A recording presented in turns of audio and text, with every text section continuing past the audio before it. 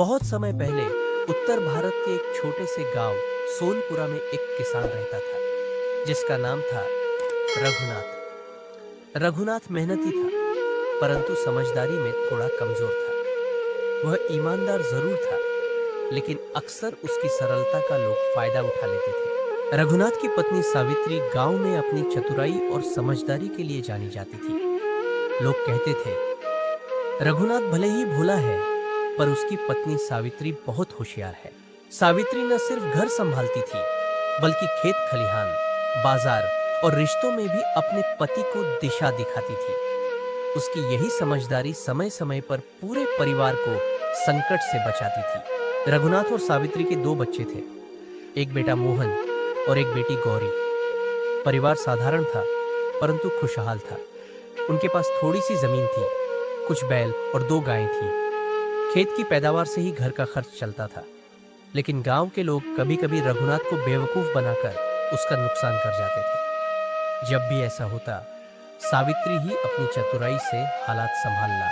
एक दिन गांव में मेले का आयोजन हुआ। रघुनाथ अपनी फसल का कुछ हिस्सा बेचने और घर के लिए सामान खरीदने बाजार गया। मेले में उसने अनाज बेचा पर बिना मोल भाव किए उसने बहुत सस्ते दाम पर सब कुछ बेच दिया। जब वह घर लौटा और सावित्री ने हिसाब देखा तो उसके माथे पर बल पड़ गए। अरे रघु, तुमने इतना सस्ता कैसे बेच दिया? क्या मोल भाव नहीं किया? रघुनाथ बोला, सावित्री, मैंने सोचा जो दाम मिला वही ठीक है। झगड़े में पड़ना ठीक नहीं। सावित्री ने सिर पकड़ लिया। वह जानती थी कि ऐसे ही चलता रहा तो उनका गुजारा मुश्किल हो जाएगा। अगले दिन वह खुद रघुनाथ के साथ बाजार गई। सावित्री ने अनाज की बोरी लगाई और खरीदारों से डटकर मोल भाव किया। थोड़ी देर में वही अनाज पिछले दिन से दोगुने दाम पर बिक गया। रघुनाथ हैरान रह गया। सावित्री मुस्कुराई और बोली, देखा, ईमानदारी के साथ चतुराई भी जरूरी है। बिना बुद्धि के मेहनत का पूरा फल नहीं मिलता। गांव का साहूकार लाला शंकर लाल बहुत चालाक था। उसने रघुनाथ को कई बार उधार में बीज और खाद दिए पर ब्याज इतना ज्यादा लगा था कि किसान बरसों तक उसका कर्ज नहीं चुका पाते। एक बार लाला ने रघुनाथ को झूठे कागज दिखाकर कहा कि उसका कर्ज दोगुना हो गया है। भोले रघुनाथ ने मान भी लिया। सावित्री ने कागज ध्यान से देखा। उसमें कई झूठे अंक जोड़ दिए गए थे।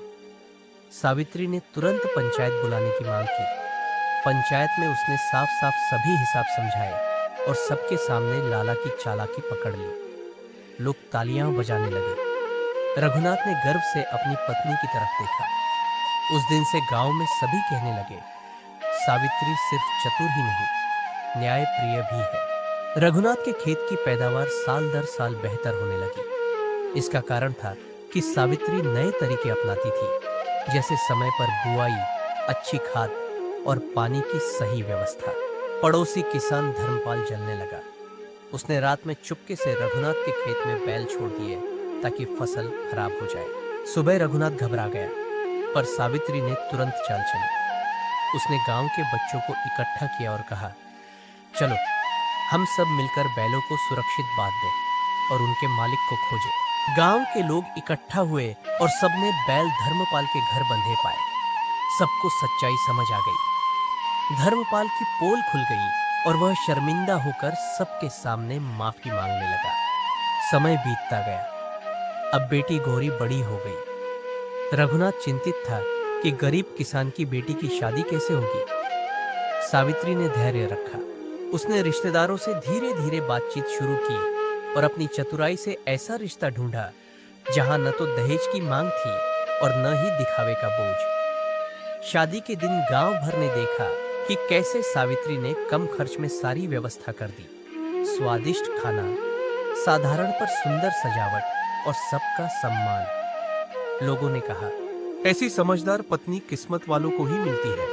सावित्री जानती थी कि गरीबी से बाहर निकलने का एकमात्र रास्ता शिक्षा है। उसने बेटे मोहन को पढ़ाने की ठान ली। रघुनाथ पहले बोला, हमारे पास खेत है, उसे यही संभालना है। पढ़ाई पर इतना खर्च क्यों? सावित्री ने समझाया, आज के समय में शिक्षा ही सबसे बड़ा धन है। अगर मोहन पढ़ लिख गया तो हमारी आने वाली पीढ़ी सुखी रहेगी। मोहन गांव के स्कूल में पढ़ने लगा। सावित्री रोज उसका होमवर्क देखती, उसे प्रोत्साहित करती। धीरे धीरे मोहन पढ़ाई में आगे बढ़ा और पूरे गांव का नाम रोशन करने लगा। एक साल गांव में भयंकर अकाल पड़ा। बारिश बिल्कुल नहीं हुई, खेत सूख गए, तालाब खाली हो गए, कई किसान भूखों मरने लगे। ऐसे में सावित्री ने अनाज का भंडार सही समय पर जमा कर रखा था। उसने गांव वालों को भी मदद दी। उसने अनाज को बांटने का सही तरीका निकाला ताकि सबको थोड़ा थोड़ा मिल सके। लोग हैरान थे कि जब बाकी सब भूखे थे तब रघुनाथ का घर सुरक्षित कैसे रहा। सावित्री ने कहा, बुद्धिमानी यही है कि अच्छे दिनों में बुरे दिनों की तैयारी कर ली जाए। सावित्री की चतुराई और दूरदर्शिता ने पूरे गांव को कई बार बचाया। पंचायत ने उसे एक दिन विशेष सम्मान देने का फैसला किया। गांव के बुजुर्गों ने कहा, हमने कई समझदार पुरुष देखे, पर सावित्री जैसी चतुर स्त्री नहीं देखी। यह सिर्फ अपने परिवार के लिए नहीं, पूरे गांव के लिए प्रेरणा है। रघुनाथ की आंखें गर्व से चमक उठी। उसे लगा कि उसकी पत्नी ही असली जीवन संगिनी है, जिसने उसे बार बार संभाला। मोहन पढ़ाई पूरी कर बड़ा हुआ और शहर जाकर नौकरी करने लगा। उसने अपनी मेहनत और माँ की सीख से बड़ा अधिकारी बनकर गांव का नाम रोशन किया। जब मोहन गांव लौटा तो सबने उसकी तारीफ की। उसने गांव में स्कूल और पुस्तकालय बनवाया ताकि दूसरे बच्चों को भी शिक्षा मिल सके। सावित्री को देखकर मोहन बोला, माँ, अगर आप ना होती तो शायद मैं आज यहाँ ना होता। आपने ही मुझे सपने देखना और उन्हें पूरा करना सिखाया। सावित्री अब बूढ़ी हो गई थी, सफेद बाल और झुर्रियों से भरा चेहरा, लेकिन उसकी आंखों की चमक आज भी वही थी। गांव में जब भी कोई समस्या आती, लोग अब भी उसी से सलाह लेने आते। उसकी बातें सबके लिए मंत्र जैसी होती। रघुनाथ एक दिन बोला, सावित्री, मैंने तो सोचा था कि मैं तुम्हें जीवन दूंगा, पर असल में तुमने ही मुझे जीना सिखाया। सावित्री मुस्कुराई और बोली, जीवन में धन से ज्यादा जरूरी है बुद्धि और धैर्य। जो इन्हें समझ लेता है वही असली सुख पाता है। उसकी यह सीख पीढ़ियों तक गांव में सुनाई जाती रही। यह कहानी हमें सिखाती है कि जीवन में सिर्फ मेहनत ही नहीं, समझदारी भी जरूरी है। औरत अगर चतुर और धैर्यवान हो तो पूरा परिवार और समाज सुखी रह सकता है। शिक्षा और दूरदर्शिता सबसे बड़ा धन है।